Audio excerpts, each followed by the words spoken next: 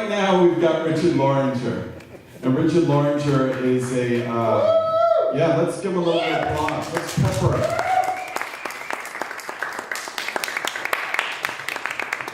You all know that the Jazz Beat Conference is all about collaboration. And so it's important for our future performers to know that you're here. As Walt Whitman said, great poets need great readers as well. And so tonight that's great listeners for Richard Loranger. We're so lucky to have him travel here from Oakland this evening. He's also performed poetry for extended periods of time in New York and Massachusetts, over in Chicago, San Francisco, down in Los Angeles on occasion. But we've got him here right now. Richard Loranger is someone who's impressive not only for the numbers of places that he's distributed poems and other pieces of art. For instance, more than 90 publications in journals, more than 25 anthologies, more than, get this, 400 featured readings like this one over his long career, 3 books of poetry, 9 more chapbooks. More than all of that is how this elongated sentence began. More than all of that is the soul and the energy and the artistic flair and the connection with lucky audiences that he brings to events like this one. Ladies and gentlemen, help me in welcoming the featured poet of the 11th Annual Jazz Beat Conference and Festival, Richard Loranger.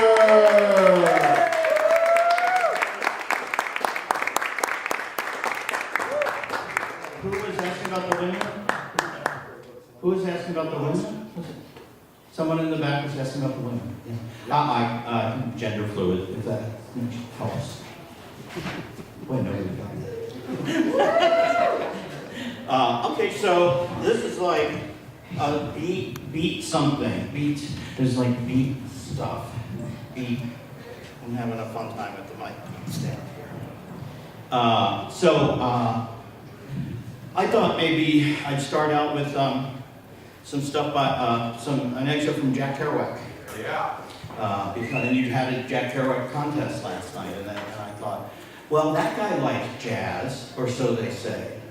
So, I guess we'll just do this again. From On the Road. One night, we suddenly went mad together again. We went to see Slim Gillard in a little Frisco nightclub. Slim Gillard is a tall, thin Negro with big, sad eyes. He's always saying, "Right a Rooney," and "How about a little bourbon-a-rooney?" In Frisco, great eager crowds of young semi-intellectuals sat at his feet and listened to him on the piano, guitar, and bongo drums. When he gets warmed up, he takes off his undershirt and really goes. He does and says anything that comes into his head. He'll sing "Cement Mixer, Tutti Tutti," and suddenly slow down the beat and brood over his bongos with fingertips barely tapping the skin as everyone leans forward breathlessly to hear. You think he'll do this for a minute or two, and then he goes right on for as long as an hour, making little imperceptible noises with the tips of his fingernails for an hour. Smaller and smaller all the time, till you can't hear it anymore, and the sounds of traffic come in the open door. Then he slowly gets up, takes the mic, and says very slowly, "Great Rooney, fine Vadi, hello Rooney, bourbon Rooney, all a Rooney, how the boys in the front row making out with their girls a Rooney, a Vadi, Rooney Rooney. He keeps us up for 15 minutes longer. His voice getting softer and softer until you can't hear him. His great sad eyes scan the audience. Then Slim sits down at the piano. It's 2 notes, 2 C's, then 2 more, then 1, then 2, and suddenly the big burly bass player wakes up from a reverie and realizes Slim is playing C-Jam blues. And he slugs his big forefinger on the string, and his big booming beat begins, and everybody starts rocking, and Slim looks just as sad as ever as they blow jazz for half an hour. Then Slim goes mad and grabs the bongos and plays tremendous rapid Cubano beats and yells crazy things in Spanish, in Arabic, in Peruvian dialect, in Egyptian, in every language he knows. And he knows innumerable languages. Finally, the set is over. Each set takes 2 hours. Slim Gellard goes and stands against a post, looking sadly over everybody's heads. People come to talk to him. Bourbon is slipped into his hand. Bourbon or Rooney. Thanks a body. Nobody knows where Slim is now. Woo, yeah! Freaking Cadillac. This one, Chicago Blues, does that suggest anything? I just met these guys. This is Heath and Keith. They said I may also just say Heath.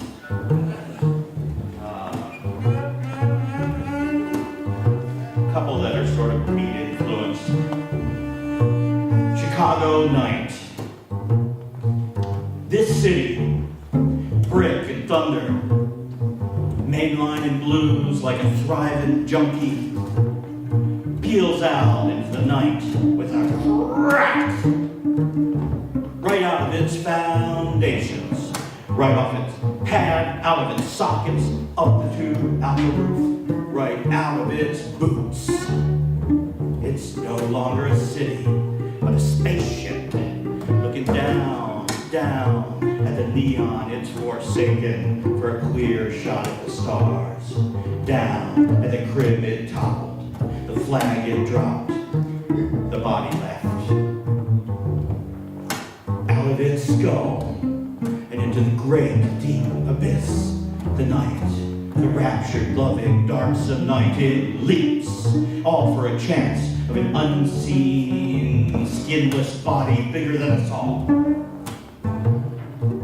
This city, flooding by day, burning by night, bleeding by need, flying blind, all tears wept, all fears fled into the wild, slides into a softer place, kept only by breeze and the sea. Gone, this city, gone. A spree of sparks, a flash of hearts, melding and shattering, shifting and scattering, lifting by the pores every woman and man, every breathing thing, lifted and lifting every breathing thing into a great sift.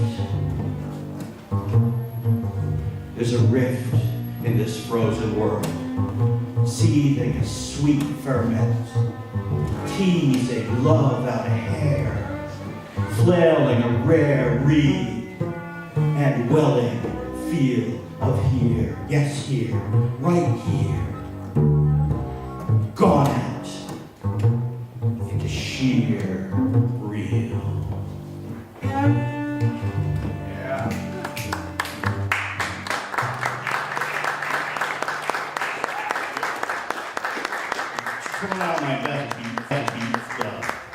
Here's another. So he asked me, Heath, who are you? And Dr. Andy asked me, am I influenced by the Beats? And I was like, hella. And but we're all influenced by many things. But they did a bunch of stuffed in my head, I don't know. And I hitchhiked around the country for years after reading On the Road and did a lot of road trips. And can you guys do something that sounds like you're driving way too fast on a 2-lane highway in the middle of the night with your thoughts scattering? I don't know. It's not a very long one, yeah. Driving Kansas all night. True story. Oh, staring, driven into that dark point. The vanishing. Distance. Black air. Black road. Unending white streaks. Wavering 70 on 70. High beams. Swathed in darkness, immense, flat, thick darkness, turning into trees, into smoke ghosts, looming grotesqueries, sundered by flashes passing, radio haze, tires droning in a choir, 1,000 angelic voices holding a note. Tongue shifting with road surface. Again, the constant change. Angels and a million flies. My brain. Drawn to the top of my skull by that slim, expectant crescent. In vitro lumen. Those 7 sisters enmeshed in light, the arching queen, and that rising warrior. These I recognize. The rest just come to me. Yeah.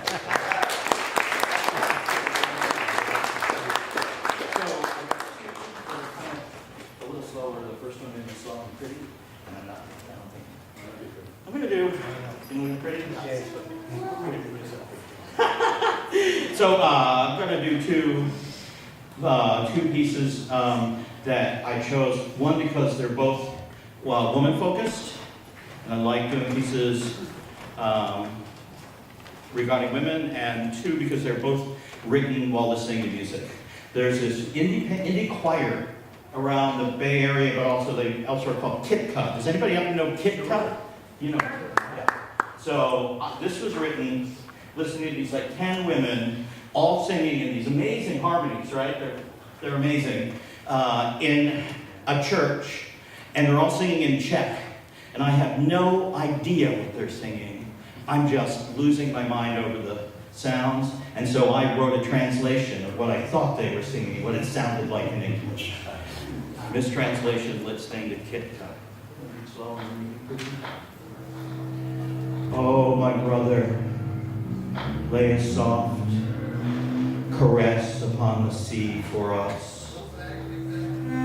Take a near voice to be.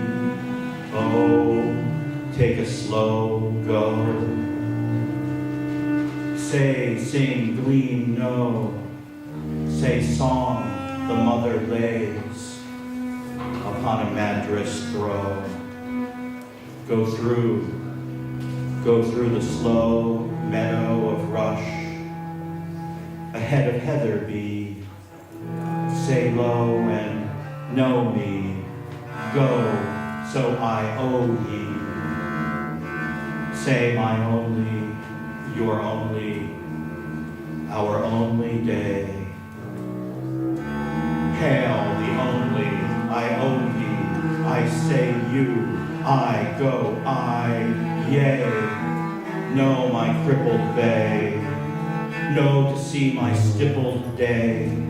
Know to see, drag the moment to the sea. Nay, no more. Nay, we each become a sun. Nay, more. Yea, we each become a blue sun. Yea, be the mama told a true son. Yea, be the mama sold a rude son. Some more. Sun will be another source of more. More of yet another sadly foggy day. Not to rue, but we can lay again today.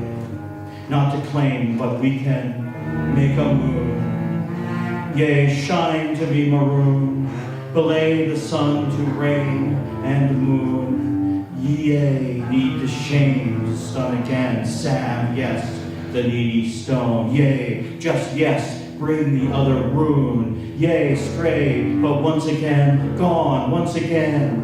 You see me, yes, no more to bear ye. Only bower keeps a head on our madre in a shower of petals and bears her unto light and power.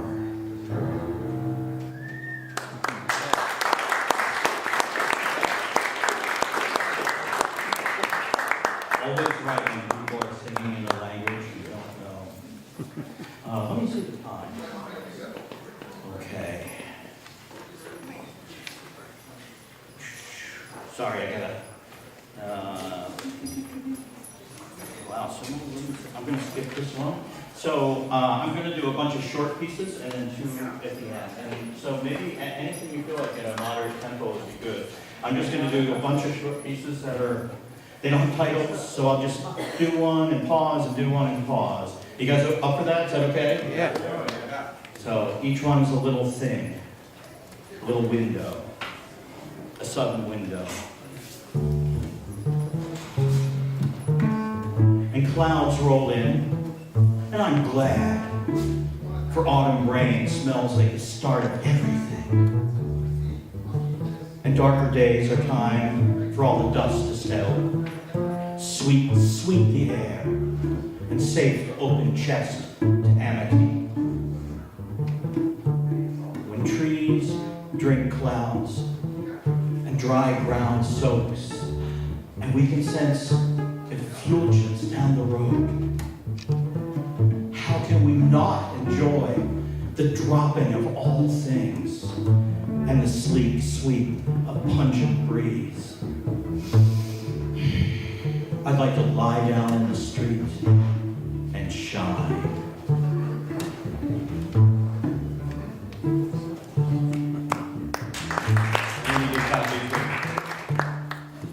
Early plum is bitter, early rose is tart. April light rose from sharp to glow as the month matures. Fleeting rain helps the windows, and lifts infused with jasmine and fresh grass. Clouds break, bougainvillea stuns, and the softest breeze strokes the arms and face, all the air sublime. Sometimes we need profundity, and sometimes just a lavender day.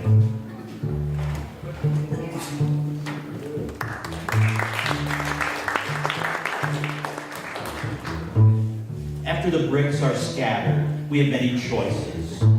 We can try to put them back in place, piece by broken piece. We can kick them around in the dust. We can wander through the rubble, greeting each other.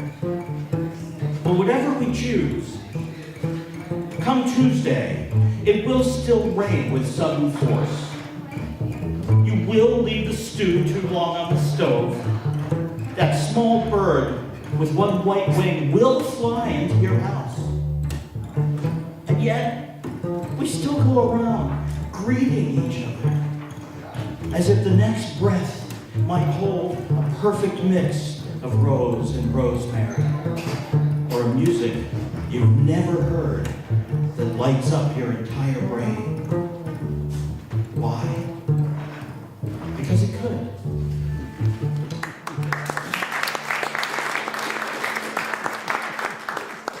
Walk up to the edge of C, okay, and throw a stone. Throw an old beer. Now I'll go for a few minutes. Yeah. I'll let you guys. Walk up to the edge of C and throw a stone. Throw an old beer can. Throw yourself. And as you're sailing, grab the strand and take it with you. Rip it off the earth in a giant sheet of sand, rocks, grass, roots and all. Those shrubs and reeds, the path to the road itself, and the marsh across, the concessionaire down the road, and the little village further on the hills to the north. And what the hell, the whole county and the river and its factories and the city beyond. And if you've got the wrist for it, if you've got the grip, keep pulling and peel the whole continent off and trail it behind you as you plunge into sea. Fold it all in.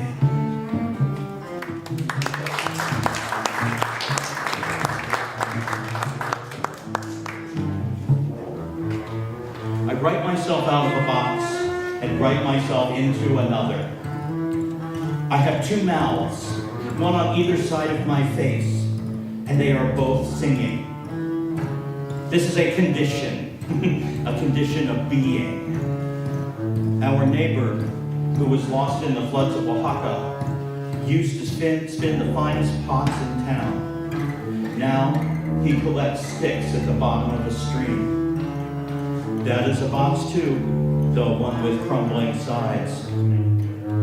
Why don't we just go out dancing for a change and let loose in the chambers of the world? That might be better than sitting at home waiting for rain, or at least healthier.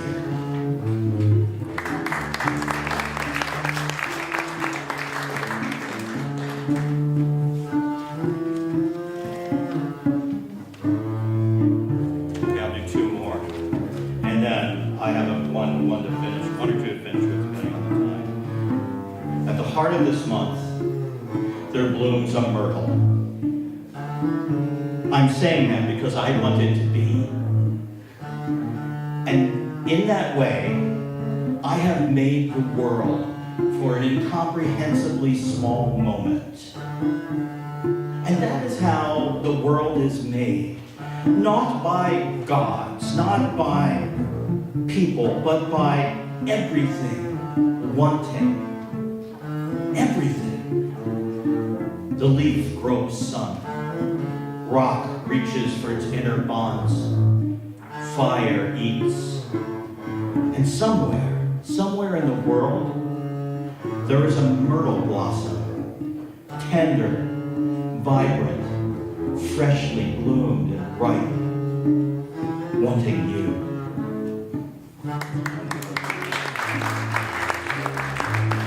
At the request of Dr. Andy, I'll finish with this one and then a couple ending pieces. Your body is made entirely of words.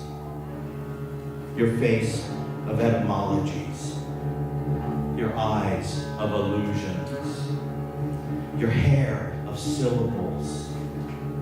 Your lips of entendres. Your teeth of phonemes. Your throat of adverbs, your spine of syntax, your chest of metaphors, your heart of clauses, your gut of hyperbole, your sex of conjunctions, your ass of paradox, your hips of euphony, your thighs of rhythm, your shins of diction, your feet of rhetoric. And all these words ring out, resound their language through the world in great fleshly ripples.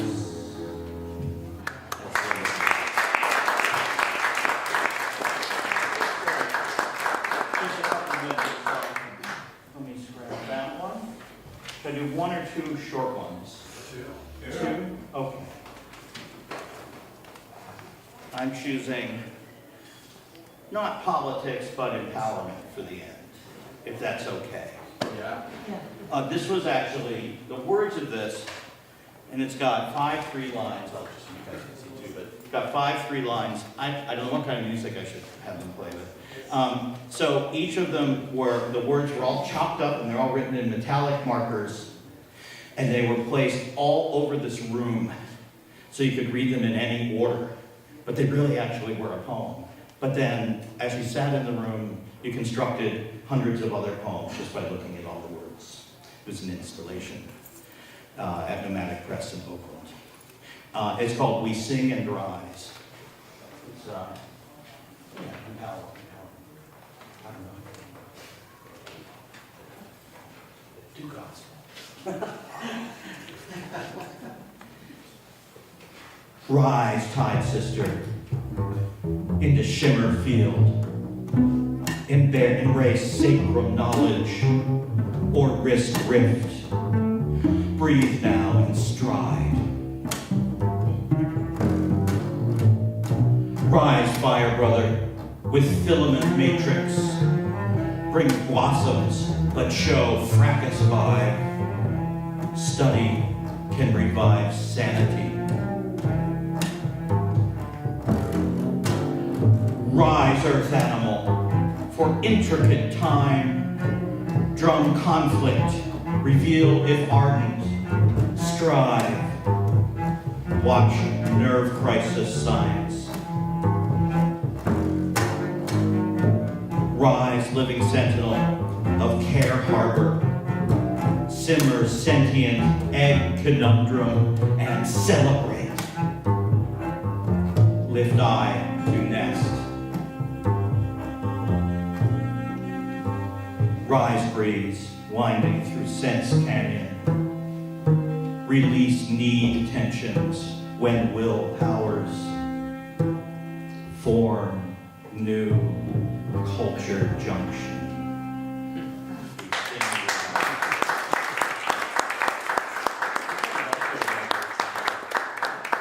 Diana Prima revolutionary. Just do revolutionary. That's all I do, baby. Yeah, so it's on.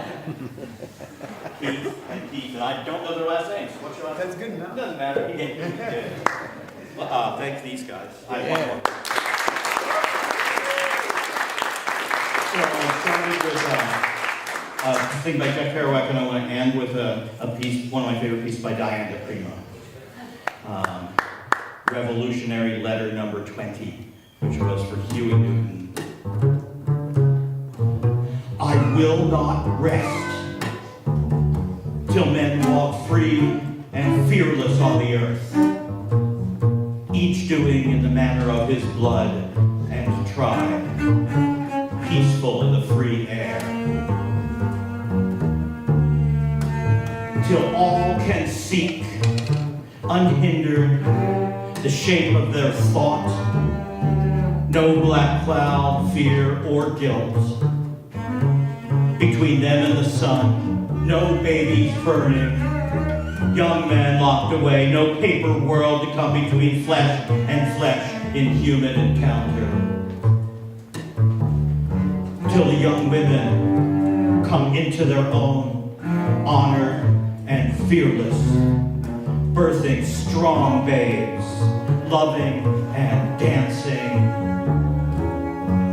till the young men can at last lose some of their sternness, return to young men's thoughts, till laughter bounces off our hills and fills our plains. Diana Prima.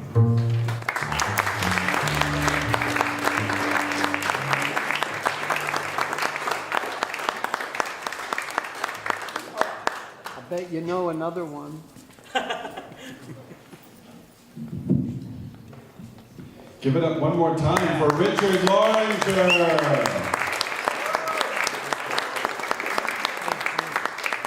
Second only to a performance by Richard Loranger is the opportunity to converse with him. We've been granted a few minutes for questions and answers before I have no answers. our next and final band sets up. And so I'm curious to know what sort of questions you have for our featured poet, and I think I'll ask the first one. You made an allusion earlier, Richard, to some of the work that you do as an artist, and also this is not your first time fronting important musicians. I'm wondering if you could say just a little something about how you use art and have used music as compliments to your poetic performances. Ask me like a really big question next time. Okay. Well, I think, and I mean this, I think all musicians are important musicians, so I really can't, and I'm not, it's funny because you asked me to write something about connections with beats, and I wrote this thing and I'm like, oh my God, it's a bunch of name dropping because I crossed paths and blah, blah, blah, but, it's not, it's about making shit. And I'm a little stumped. I fell into working with music in my 20s, in the 80s. I was born in 1960. There's your math for you. And it was by accident in a way, but I don't know. I got. Don't tell yourself I said this, but I got bored with the poetry readings, and I started going to music open mics and doing poetry, and then it just seemed like a natural thing, because it is a natural thing, because that's where it all comes from. Poetry came from music, and I think music maybe came first, and so it seems really natural to put it together. I've worked with a lot of different kinds of, it's fun to work with music. Some poets are scared, and if you're a poet and you've never worked with music, don't be scared, it's just totally fun. To just because there's something about hearing that behind you, and it's just such a good groove. I do visual art too. Yeah, say something, describe one of your visual art pieces for people who don't know. Well, I tend to do it with it's text art, to be honest with you. Actually, I just make giant, many-colored poems, like they're about this size, some of them, and people mistake them for visual art because there's all these colored words over huge pieces of black paper, but they're really just poems, like where you can read the words in any order, and there'll be 20 different colors. I think my work is mistaken for visual art. Yeah. It has to be hung in a gallery to read it. I'm sure you welcome that. All right, good. Other questions from the audience? Anyone have any queries for our featured poet? Okay. I see a question up here. Yes, thanks. What poetry do you listen to? Do you like?